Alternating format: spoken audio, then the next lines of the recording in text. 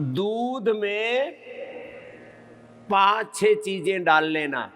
ओए राम, कभी भी कफ कोल्ड भी नहीं होगा और दूध भी हजम हो जाएगा। छोटी पीपल, मुलेठी, अश्वगंधा,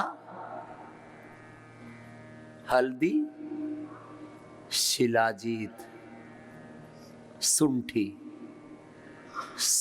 कच्ची हल्दी और कच्ची ये अदरक डालो तो और अच्छा है ना।